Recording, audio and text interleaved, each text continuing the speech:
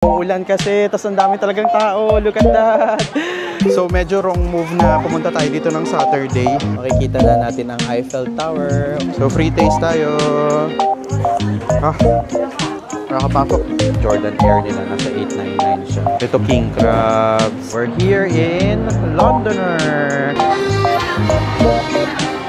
Nandito na tayo sa may Venetian. Hindi po totoo yung cloud sa... Tapos yung inspection ng bag sobrang higpit nung hand carry. Grabe, papalap. Hi ka-Wonder! Wonder J here. Andito tayo ngayon sa may Hong Kong Macau Ferry Terminal dahil pupunta tayo ng Macau. So, mag-overnight tayo doon until tomorrow tayo kasi ang exit natin hindi Hong Kong, bali Macau Airport yung exit natin papuntang Philippines. So, nag-decide ako na mag-overnight na lang doon sa may Macau. So, nasa may Macau Taipa area yung nabook nating hotel. So, ngayon i-explain ko yung napagdaanan nating process from dito sa Macau Ferry dito sa may Hong Kong Macau Ferry Terminal. So 7:30 pa naman yung nabook nating ticket ng ferry. So may time tayo mag-explain. So pumunta ako dito sa may Hong Kong Macau Ferry Terminal from hotel natin by nag-search lang ako sa Google Maps. So since meron akong mga bagahe, taxi na lang ako. Tapos pagdating ko dito, umakyat lang ako ng 3rd floor. Tapos pumunta ako sa ticketing booth. So dalawa yung nakita kong dito, mga parang ferry shipping lines. Isa is Cotai Waterjet, pangalawa is the Turbojet. So yung sa case natin, ang nabook ko is yung sa Cotai Waterjet. Ang pamasahe kapag night sailing, kasi 7 PM na, nasa 220 Hong Kong dollars or around 1,600 pesos. Pero kapag pag daytime ng weekday, nasa 175 HKD lang. Mas mura siya. Tapos iba pa yung pamasahe kapag weekend. Ito yung pamasahe. Screenshot nyo na lang para magka-idea kayo. Almost same lang naman yung pamasahe kapag sa Cotai or sa may Turbojet kayo. Pero pwede nyo itong i-book sa Klook ng advance yung ticket nyo. Use my code WonderJKlook for extra 5% discount. Sayang din kasi makakatipid kayo. Pero ang tip ko lang, advance nyo nang i-book sa Klook kasi chinek ko kagabi, wala na kasing ticket sa Klook, kaya pumunta na ako mismo dito sa ticketing booth dito sa may ferry terminal at dito na nag-book ng aking ticket pa Macau. After ko magbayad ng ticket, binigyan ako ng parang boarding pass, tapos in-scan nila yon. Tapos make sure na dala nyo yung Philippine passport nyo or passport nyo kapag pupunta kayo ng Macau kasi pagbaba nyo dito, bago kayo makapasok sa may boarding gate, meron silang parang scanner din. Siyempre, another bansa kasi yung Macau. So, i-scan nyo yung passport nyo. Tapos, ayun, pagka-scan, okay na siya. Wala naman ng tanong-tanong. Tapos, medyo malaki yung bagahe ko. So, meron akong 20 kilo, meron din akong 10 kilo na bagahe. So, dalawa yung bagahe ko. So, okay naman. Wala naman daw problema dun sa ferry. So, ang boarding time natin is 7:30. I think magbo-boarding na yata. So, mag-ready na tayo. So, hindi ko alam kung update ko na lang kayo pag nakarating na tayo ng Macau. Yun lang. Good morning mga ka-Wonder! Hindi na ako nakapag-update kagabi nung dumating ako dito sa may hotel natin sa Macau. So, update ko kayo. Pagdating natin dun sa may ferry sa may Macau, dito sa may Tapia, Macau, ang mga ginawa is kailangan yung dumaan sa immigration. So, kailangan nyo ulit yung passport, ganyan. Wala namang tanong. Tapos, after nun is may option kayo. Meron kayong pwedeng sakyan na free shuttle buses sa mga 5-star hotel dito sa may Macau. Yung mga sikat talaga na hotel dito sa may Tapia. Yung mga casino, ganyan. May free shuttle bus sila. Paglabas nyo, kanan kayo kapag yun ang gagawin nyo. Pero lalo na kapag magdi-day trip kayo, mas okay na ganun yung gawin nyo. Kasi nga, free shuttle na siya, diba? Yun naman yung mga pupunta siya sa Venetian, sa Parisian, Londoner, yan. May mga free shuttle. Pero sa case natin kasi, hindi tayo dadaan sa mga hotels na yon, kaya nag-bus tayo dito sa may Macau. From ganon, kumaliwa lang kayo, tapos pumunta kayo sa may bus terminal. Malapit lang, siguro 100 meters lang. Tapos search nyo lang sa Google Maps. Kapag wala pala kayong internet, mag-connect na lang kayo sa may wifi nila dun sa may ferry. Meron naman silang wifi, free wifi lang. So sa case ko, wala na kasi akong internet. So wifi talaga yung kailangan ko para para ma-navigate ko yung area. Tapos, sumakay lang ako sa bus kasi dito tayo nakastay ngayon sa may Grand Dragon Hotel. Nabook ko to through Klook for around 3,500. Meron na siyang free breakfast. Book ahead na lang para mas mahal kasi chinek ko kapag medyo malapit na, nasa may 5,000 ganyan na siya kapag may breakfast. So, this is a twin bedroom. Medyo malaki at modern itong nabook nating room. Tapos, meron pang view ganyan. Nakikita yung mga buildings ng Macau. So, kapag bubuk nyo to sa Klook, make sure to use my code WonderJKlook. So, kanina nakapag-breakfast na rin tayo. Actually, pa-check out na tayo kasi ang gagawin natin today is iikutin natin yung mga famous landmark ng Macau. Like, pupunta tayo sa may Macau area, which is nandun yung St. Paul Ruins, nandun din yung Senado Square, tapos babalik tayo dito sa may Tapia or sa may Kotay area na kung saan nandito yung mga 5-star na hotels. Upon checking, yung weather today is cloudy, tapos uulan ng 50% chance of rain. So, wala nga lang akong payong, siguro magja-jacket na lang ako. So, yun yung mga gagawin natin ngayon. So, ready na ba kayong mawala sa Macau? samahan nyo akong ikutin ang Macau at i-explore yung mga famous landmarks dito. Hey, Wonder, so nakalabas na tayo ng hotel natin na Grand Dragon Hotel. So, ang ginawa natin paglabas is nagpa-exchange tayo ng money kasi ang meron tayo HKD. Dito sa may Macau, ang pera nila dito is MOP, ang pangalan niya. So, nagpapalit tayo. Ang palitan, 300 HKD kasi yung pinapalit ko. Tapos, pwede pa rin naman gamitin yung 300 HKD na yon, pero wala kasi akong barya. So, pinapalit ko na lang ng MOP. So, ang palitan is 100 HKD. Mapapalitan siya ng 100... Magkano ba? 103 or 104? 100... Ang palitan niya, 100 HKD, tapos magiging 103 MOP siya. So, parang ganun yung palitan niya pag ipapalit nyo ng HKD to MOP. So, pinapalit ko na yung pera ko lahat kasi 300 HKD na lang yung natira to MOP kasi dito na naman na tayo mag-e-exit. Dito na yung airport na pagsasakyan natin, Macau, papuntang Manila, mamayang gabi. So, 11 PM pa naman yung flight natin. So, today, andito tayo ngayon sa may parang local market nila dito sa may Macau. Ayan o. Daming mabibili dito. Para siyang malaking grocery store. International tsaka local products yung binibenta nila. Tapos, explore natin yung Macau and Kotay area. So, dalawa kasi yung area na pwedeng puntahan dito. Yung isa is yung Macau. Nandun yung St. Paul Ruins, yung Senado Square. Tapos, yung pangalawa is yung Kotay. Nandun yung mga 5-star na hotel. So, may mga luggages din sila dito. Ayan o, Grand Mart pala yung pangalan niya. And Grand Mart, may mga luggages kung wala kayong luggage. Ang mahal naman. 3,500 na yan. Yun lang, medyo mahal nga lang yung luggage. So, nandito rin, iba't iba. Meron silang, ito, Korean nga to, diba? Korean. 11. Oh, Korean. Parang Korean products. Maraming Korean products. Ano ba to? Mga Korean, ano. Meron din ako nakita kanina, Japanese, product. Tapos, yan. Mahaba, oh. Maraming grocery. Maraming mga pwede kayong bilhin ditong grocery. Itong mga to, 9 lang. 70 pesos na siya. Cute. Tapos, may mga isda rin sila dito. Lumalangoy pa nga yung iba eh. Tingnan nyo. Oh, di ba? Ang laki naman tahong to. Grabe. Tapos may lobster pa, oh. Grabe. Ito, king crabs. Wow. Yan yung presyuhan niya. Screenshot nyo na lang para magka-idea po kayo. Tapos meron din silang mga sugpo. Yung mga isda, oh. Red snapper, ganyan.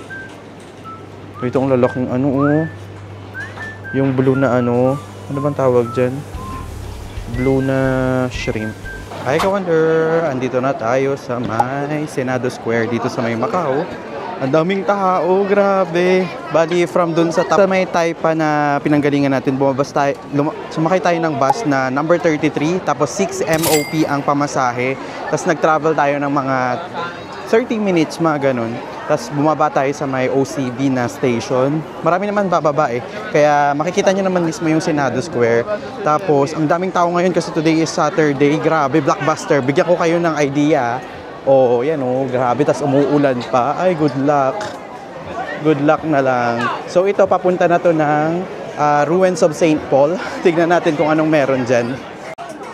So medyo wrong move na pumunta tayo dito ng Saturday. Tapos umuulan pa. Grabe, ang dami palang tao talaga dito. So may mga free taste sila dito.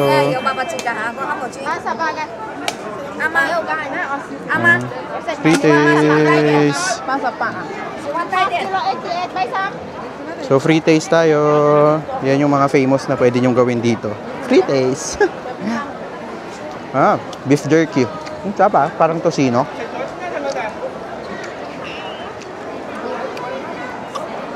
Hap. Hanap pa tayo.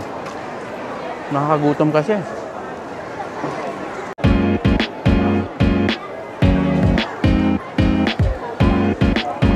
Grabe, intense. Ang daming tao.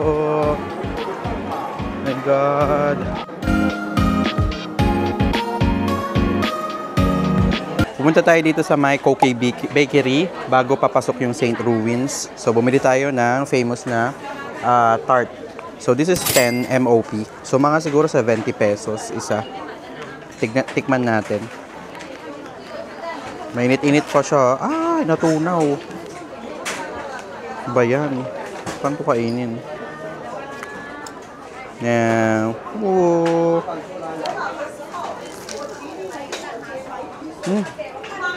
mainit-init. Crispy yung laba. Wait lang, di ko pa natikman yung mismong laman eh. Mainit kasi siya.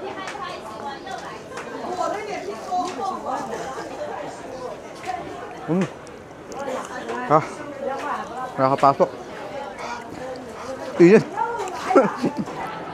Sa wakas, nakalabas tayo dun sa may yung area na yan. Galing yan sa Senado Square. Sobrang daming tao. Pero ang dyan, di naman ako na-bored kasi ang dami nating mga free taste na nadaanan.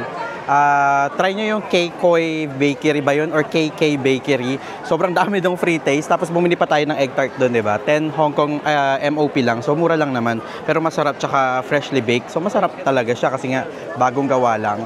So yun lang, medyo siksikan. So doble ingat kayo sa mga gamit nyo, ganyan. Tapos ang tip ko na lang siguro, huwag kayo pumunta dito ng weekend.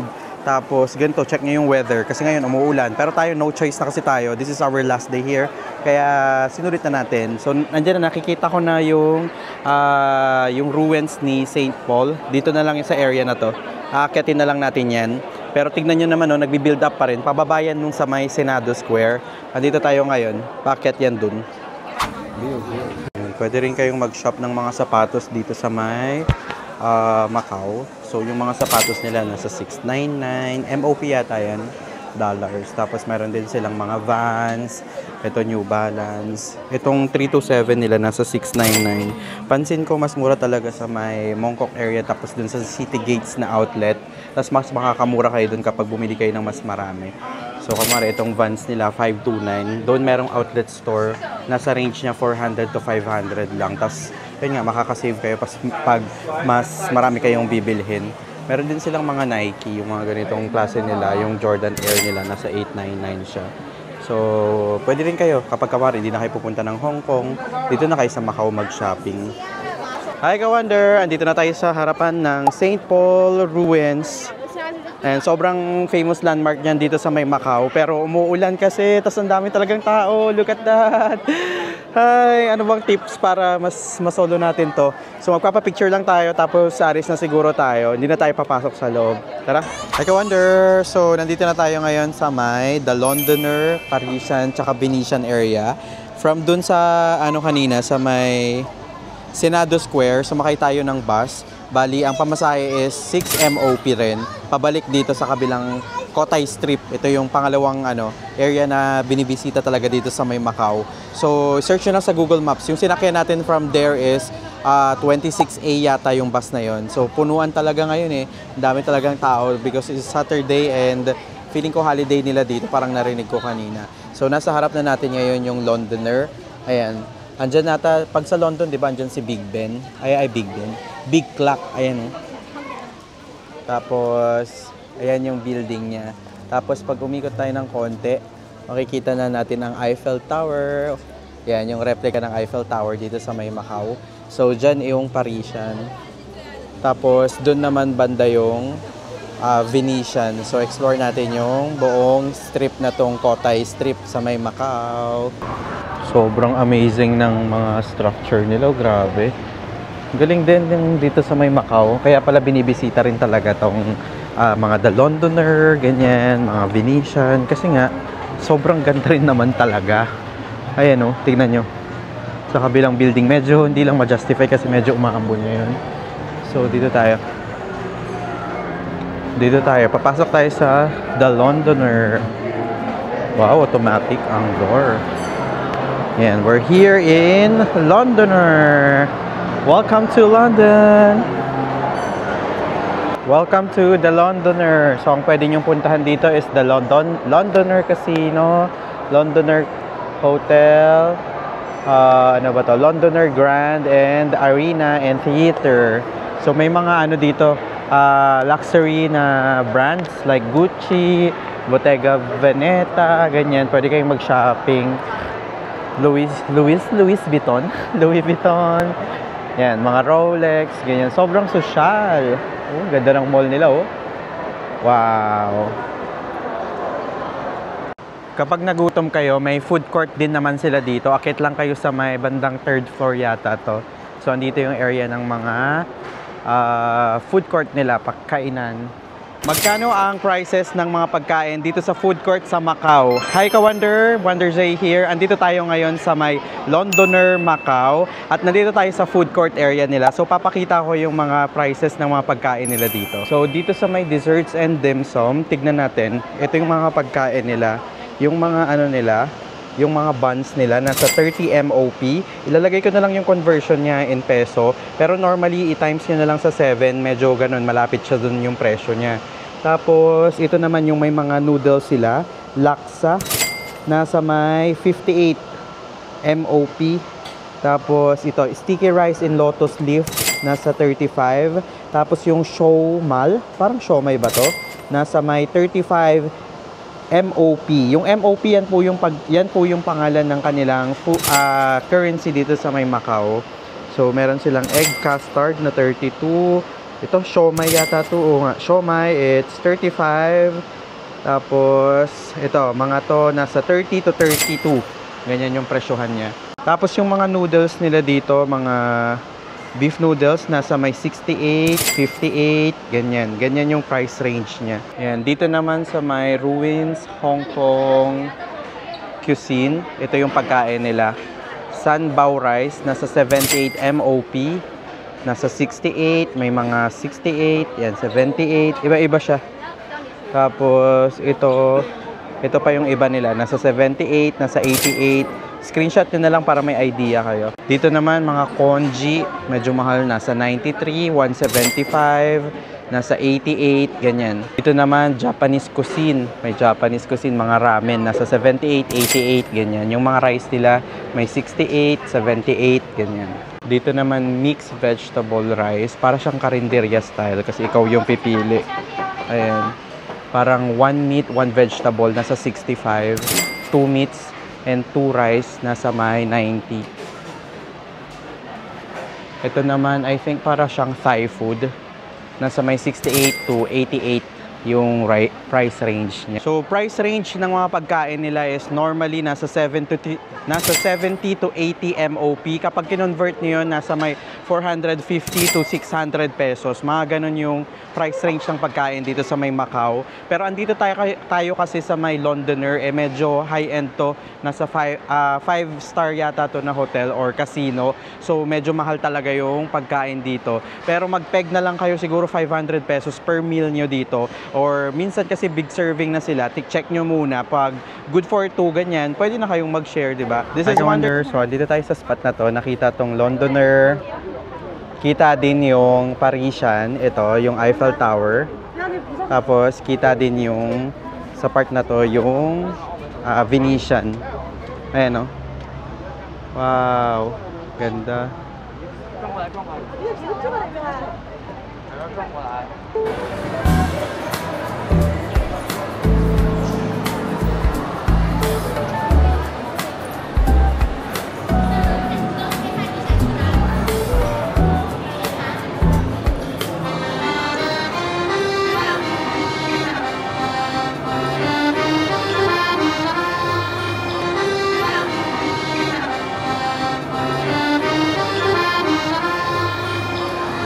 Hi Wonder, andito na tayo sa may Venetian. So parang sa may Venice, Italy. Meron silang pag ganito, tubig, tapos tignan nyo yung clouds. Hindi po totoo yung clouds sa ano lang yan, man-made. Pero ang ganda pa rin, no? Ayan, no? Ang ganda ng building. Grabe, parang parehas na parehas. Though hindi pa naman tayo nakapunta ng Venice, Italy. Pero sa may BGC, ay, sa may McKinley Hill pala. Gantong-ganto lang din yun. Outdoor nga pa yun eh, kaya parang mas maganda pa doon. So, yun yung vibe naman dito sa may Venetian.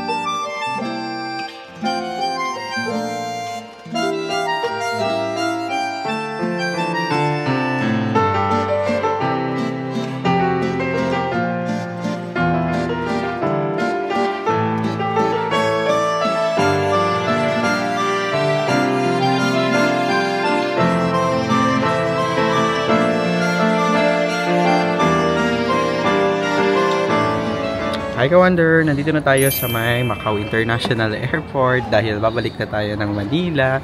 So time check tayo, it's already 9:02 and ang flight natin is 10:25. So hindi ko na kin-update kanina. So from dun sa may Londoner, Parisian and Venetian, pumunta tayo dun 'di ba kanina after natin dun sa may St. Paul of tapos pumunta rin tayo doon sa may after natin doon is pumunta tayo sa mga areas na yon, and after natin doon is nagbus na lang tayo pabalik sa may hotel natin kasi kinuha natin yung luggage and nagtaxi tayo papunta dito sa may airport. From doon sa pinagsayan natin, ang binayad natin is 60 MOP. Tapos nandito na tayo sa may airport. So pagdating dito, hindi ko na kayo na-update kasi nga dumiretso na ako sa my check-in kasi dinrap ko yung bag ko. And hindi naman ganun kabilis yung pila, pero dalawa yung pila, isang check-in tapos online check-in. Pero nagtataka ako bakit ganun. Sobrang bagal kapag sa online check-in. Hindi ba dapat mas mabilis kapag naka-online check-in ka na, kaya ka nga nag-online check-in. Ewan ko. So anyways, after nun is duman lang tayo sa may McDo, tapos nag-take out lang tayo ng dinner natin kasi may natira pa tayong MOP. Tapos after nyan, may Starbucks. So tapos after nun is pumunta na tayo sa may inspection. So boarding pass tsaka ano lang naman yun, boarding pass tsaka yung passport nyo. Tapos yung inspection ng bag, sobrang higpit nung hand carry, grabe. Papalabas pati yung mga power bank, check talaga kasi bawal yata yung mga 40,000 mAh na power bank na talaga sa mga airport. Pati dyan sa Philippines, di ba? Parang meron nang nilabas na memo yung ka-up na bawal na siya. So siguro kaya sila mahigpit. Tapos yung syempre laptop, lalabas mo yan. Tapos yung pati yung camera ko, yung DJI ko, ganyan, na-detect pa talaga. Sobrang higpit talaga. Pati yung ano niya, yung napastop kasi ako eh. So pinalabas talaga, pina-open yung bag ko. Pero kinakabahan ako kasi alam mo yun, meron pa rin kaba kasi kahit wala tayo sa Philippines, baka may tanim bala din dito. Mga ganong ano, alam mo yun. Kaya yun, after yun, immigration, bigay lang nung passport, wala namang tanong. Tapos yun, nandito na tayo sa boarding gate. So ang boarding time natin is 9:40. So matagal-tagal pa, meron pa tayong 1 hour. Ay, na-enjoy nyo ba yung Hong Kong at Macau trip natin? Ako sobrang nag-enjoy ako dito. Siguro number 1 is nakaka-good vibes talaga at parang ang sarap talagang mag-travel kapag malamig yung area na pupuntahan mo, no? Parang dito, malamig kasi siya eh. Parang para siyang mas malamig sa Baguio. Kaya alam mo yun, kahit maglakad ka ng malayo, wapakels ka kasi nga malamig. Pero pag mainit talaga, kahit gaano kaganda yung pinupuntahan, parang pag dumating ka doon tapos sobrang init, parang alam mo yun, nasisira yung vibe na parang maganda, pero alam mo yun, ayaw mo na alis ka na lang kaagad kasi nga hulas ka na, parang ganun. Tapos ang pangit mo pa sa picture kasi pawis na pawis ka, ganyan. So dito sa Hong Kong tsaka Macau, na-enjoy naman natin. Pero itong last day lang naman natin yung umulan talaga eh, yung sa Macau, dito sa may Macau. Kaya pero na-enjoy pa rin naman natin kasi may mga outdoor at may mga indoor naman tayong pinuntahan dito sa may Macau. Kaya maganda rin na mag-day trip dito sa may Macau kung galing kayo ng Hong Kong. Pero kung gusto nyong itry yung ginawa ko na nag-overnight dito sa Hong Kong, okay din kasi at least nandito na kayo. Hindi kayo pagod sa biyahe na yung ferry. Tapos alam mo yun, balikan. Sobrang nakakapagod kasi. So okay din yung ginawa ko. So yung hotel pala na nabook natin is yung Grand Dragon Hotel. Nabook ko yun through Klook ha. Kapag magbubook kayo sa Klook ng hotels, eSIM, airport transfer, or activities nyo, make sure to use my code WonderJKlook for extra discount. Kasi sayang din, di ba? Sayang din kasi yung masisave nyo kapag gumamit kayo ng Klook code natin. pangkain nyo na lang or pang dagdag nyo sa pambili ng mga souvenirs, ganyan. So, sayang din. Also sa Agoda, kapag magbubook kayo, make sure to use my code WonderJAgoda for 10% discount. So, additional code po. So, hanggang dito na lang tong series natin ng Hong Kong, Macau. Thank you sa pagsama hanggang sa dulo ng ng trip na to. So sana nag-enjoy ka sa video na ito. Kapag nag-enjoy ka, make sure to hit that like button para mas ma-recommend pa tayo ni YouTube, and also mag-subscribe ka na lang para magkaroon ka ng idea kapag may mga travels tayo or yung mga travels or yung mga travel guides ko is pwede nyo pang ma-check. Meron tayong mga travel guides sa Thailand, Taiwan, Bali, meron din tayong Europe series, meron din tayong Philippine series sa may Boracay, Cebu, mga ganyan. Tapos meron din tayo sa Vietnam. So para mas updated ka, hit mo na lang yung subscribe and notification bell para updated ka. This is Wonder J saying bye bye mga ka-Wonder, and see you sa mga next na videos.